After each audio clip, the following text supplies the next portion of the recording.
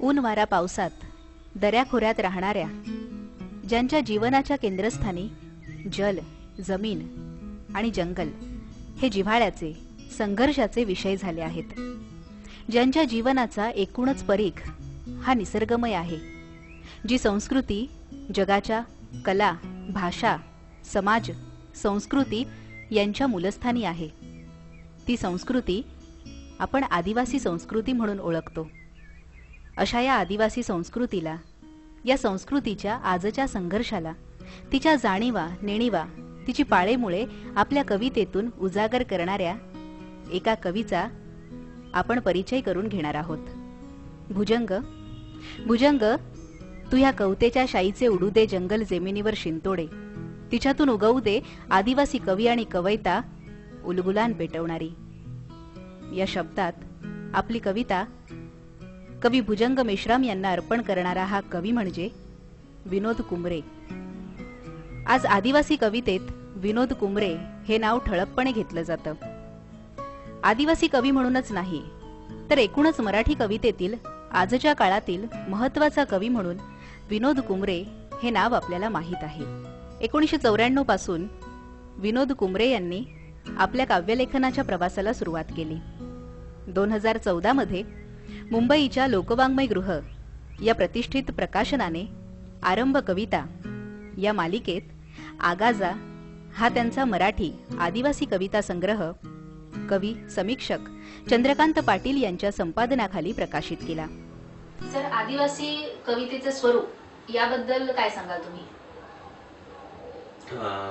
आदिवासी जीवनातलं जे दुःख आहे, दारिद्र्य आहे, आदिवासींच्या वेगवेगळ्या समस्या आहेत, प्रश्न आहेत आणि आत्ताच्या काळामध्ये आदिवासींच्या जल, जमीन आणि जंगलाच्या संदर्भामध्ये जे अनेक प्रश्न निर्माण झालेले आहेत. म्हणजे आदिवासींच्या जमिनी हिसकावल्या गेल्या, आदिवासी भागामध्ये मोठमोठी धरणं आहेत पण पाण्यासाठी आदिवासींना पायपीट होते आहे. एवढी मोठी साधन संपत्ती हजारो वर्ष आदिवासींनी जपली, पण त्या साधन संपत्तीचा आदिवासींना व्हावा तसा फायदा होत नाही, कारण ती एकतर धनदांडग्या अशा कारखानदारांच्या ताब्यात आहे किंवा मग फॉरेस्ट खातं वगैरे जे काही निर्माण झालं तर त्या फॉरेस्ट खात्यामुळं बऱ्यापैकी आदिवासींची जंगलं, जमिनी ही सरकारच्या ताब्यात गेलेली आहे. त्याच्यामुळं कधी काळी संपन्न असणारा किंवा त्याचा एक राजकीय इतिहास असणारा जो आदिवासी आहे तर तो अतिशय हवालदिल झालेला आहे आणि आत्ताच्या जगण्यामध्ये त्याच्यातून अनेक प्रश्न त्याच्या जीवनाविषयीचे, जगण्याविषयीचे निर्माण झालेले आहेत. तर ह्या एकूणच त्यांच्या जीवनाच्या परिघाला, म्हणजे ज्याच्यामध्ये सांस्कृतिक सुद्धा त्याच्या जगण्याचे संदर्भ आले, सामाजिक आहे, निसर्गाविषयीचं श्रद्धा, प्रेम, विश्वास, तर ह्या सगळ्या गोष्टींना आदिवासी कविता ही व्यापून आहेत आणि त्याच्यामधून ती अभिव्यक्त झालेली आहे.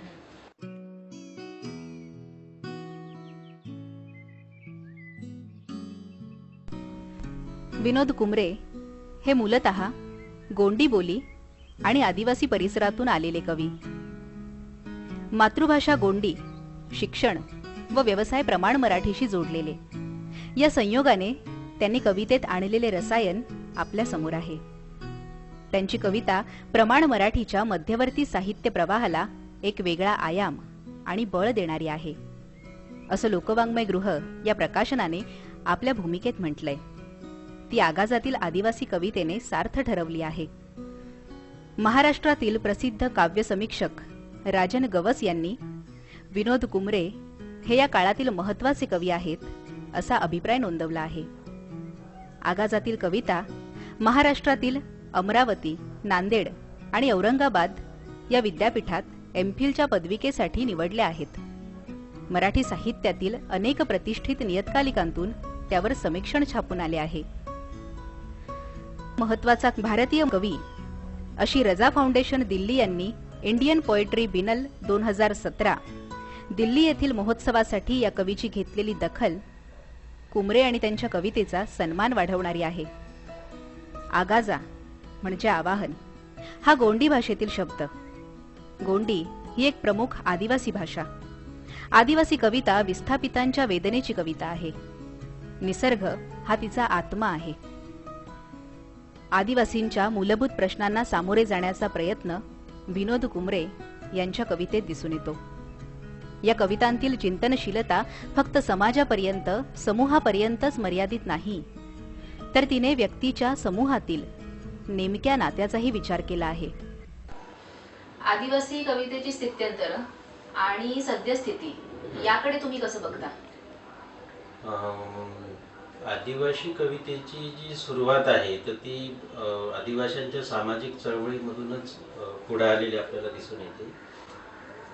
1994च्या काळात वगैरे भुजंग मेश्राम लिहित होते आणि त्याच्यापूर्वी मग काही जे शिकलेली त्या काळातली जी तरुण मंडळी आहे तर ती कुठल्या तरी अनियतकालिकातून, नियतकालिकातून छोट्या मोठ्या कविता लिहित होते, पण त्याच्या काही फारशा काही नोंदी दिसून येत नाही.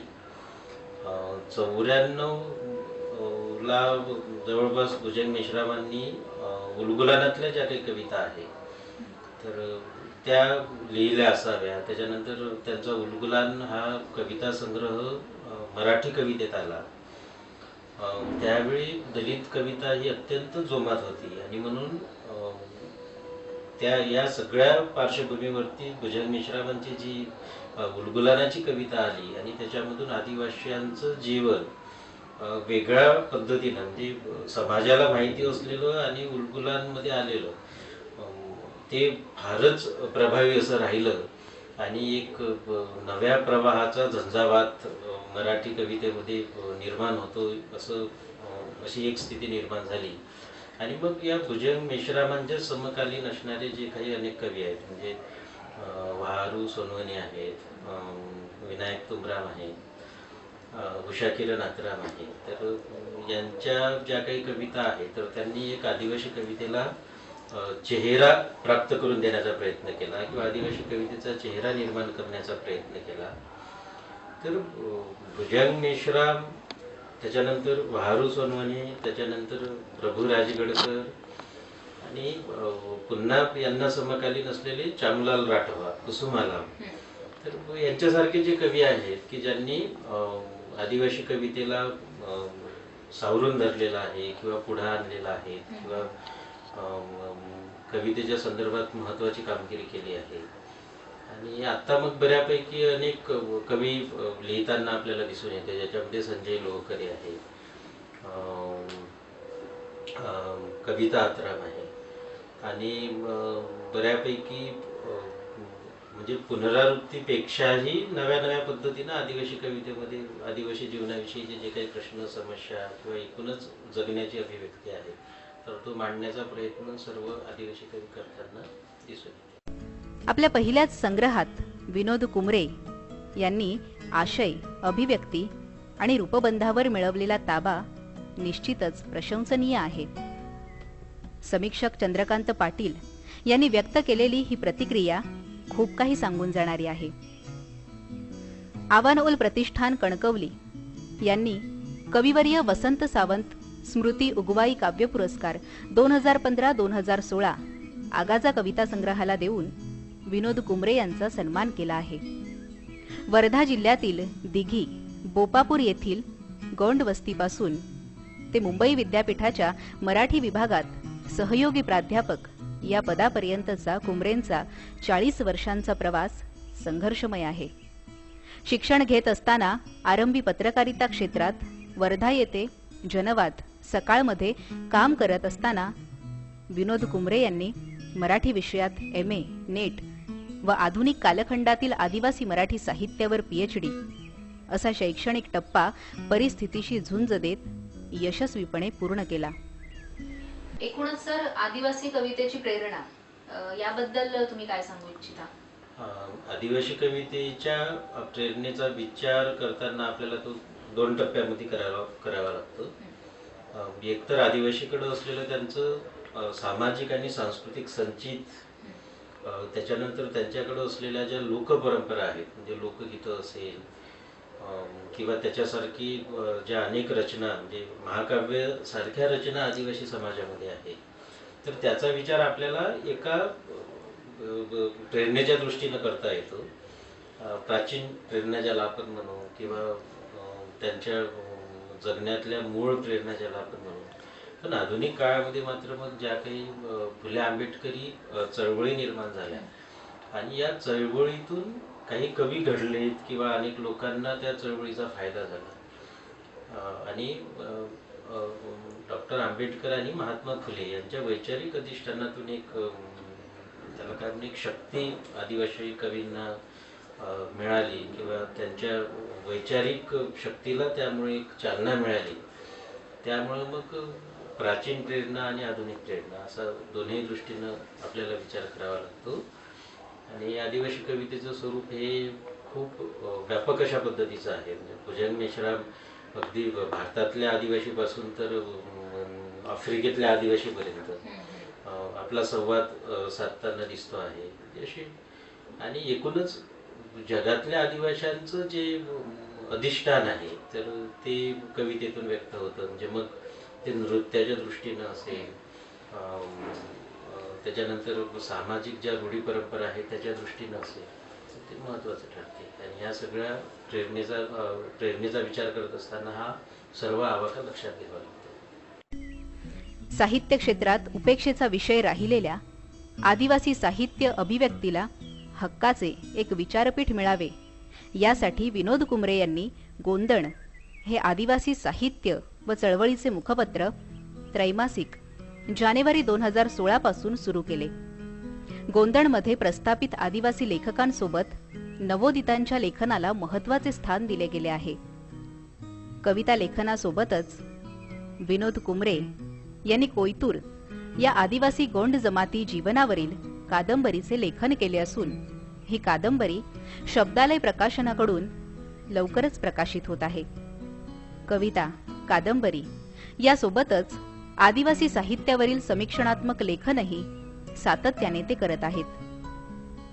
त्यांच्या संशोधनपर व्याख्यानांनी व समीक्षा लेखनाने आदिवासी साहित्य विचारात आपला वेगळा ठसा उमटवला आहे. सर, एका कवीच्या दृष्टीने पण थोडासा वेगळा प्रश्न, आगाजाचा पहिला वाचक कोण? आगाजा हे शीर्षक तर नंतर सुचवलं. ते चंद्रकांत पाटील सरांनी 2-4 शीर्षकं काढले होते, त्याच्यापैकी एक आम्ही निवडलं. त्या कविता ह्या अलीकडच्याच आहे आणि मी ते कविता लिहिल्या की ते माझ्या बायकोला वाचायला द्यायचं. तिचं नाव वैशाली आहे. आणि मग ते वैशाली वाचून सांगायची कविता जमली की नाही ती. आणि मग तिला नाही आवडली तर ती म्हणायची की यातली एखादी ओळ किंवा काही शब्द त्याच्या बाबतीत विचार करा. आणि मग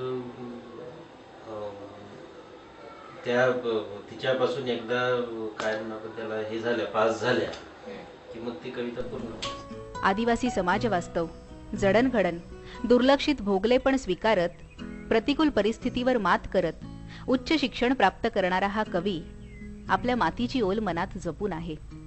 तिचा सुगंध आपल्या जीवनात भरून आहे. ज्या मायबोलीत जगला त्याच मायबोलीत कवितेच्या मुखातून आविष्कृत होत आहे. या कवीने आदिवासी समाजाचा ऊन पाऊस जसा झेललाय, जगलाय, साहलाय तसाच आपल्या शब्दांतून मांडलाय. आदिवासी साहित्य चळवळीत नवा विचार मांडू पाहणारा हा कवी येणाऱ्या पिढ्यांच्या हाती स्वभान सुपूर्द करत मार्गक्रमण करतोय. हातातल्या लेखणीने आदिवासी साहित्याच्या पायात बळ देऊ पाहतोय. प्रवृत्तीच्या अवकाळी वादळी चक्रात पिसले जातात दाण्यासारखे भूतकाळ आणि वर्तमानातल्या आवर्तातील निरपराध मानस अखंड अविरत त्यांनी घालून दिलेल्या कायद्याच्या बेलगामी पारदर्शी नियमानुसार. माणसाला इतिहास मांडता येतो म्हणून त्याने मांडल्या आपल्याच मर्दुमकीच्या कथा. माणसाला इतिहास मांडता येतो म्हणून त्याने मांडल्या आपल्याच मर्दुमकीच्या कथा. मांडलं आपल्या आविष्कारातलं तथ्य, मांडलं आपल्या आविष्कारातलं तथ्य. परिवर्तनाचा केला पिसाट कांगावा. सुधारकीचा बावटा मिरवित आहेत दिमाखाने. सुधारकीचा बावटा मिरवित आहेत दिमाखाने. कधी कुणाच्या मायला रडताना बघितलं काय रे? कधी कुणाच्या मायला रडताना बघितलं काय रे? तिच्या लेकरांच्या उरात कळ उठल्यावर दोन्ही बाजूची लढाई लढताना दोन्ही काठावर तूच, दोन्ही बाजूंची लढाई लढताना दोन्ही काठांवर तूच, आपल्या अपराधाचं समर्थन करताना आणि अरण्याचा कायदा मांडताना. जल जमीन जंगल आणि गगनभरारी पहाडांना, जल जमीन जंगल आणि गगनभरारी पहाडांना बोलता लिहिता वाचता आलं असतं तर, जल जमीन जंगल आणि गगनभरारी पहाडांना बोलता लिहिता वाचता आलं असतं तर त्याने पुकारलं असतं विध्वंसरूपी माणसाविरुद्ध बंड, लिहिली असती क्रांतीची बात पानापानांवर, लिहिली असती क्रांतीची बात पानापानांवर आणि पेटवलं असतं उलगुलाल, आणि पेटवलं असतं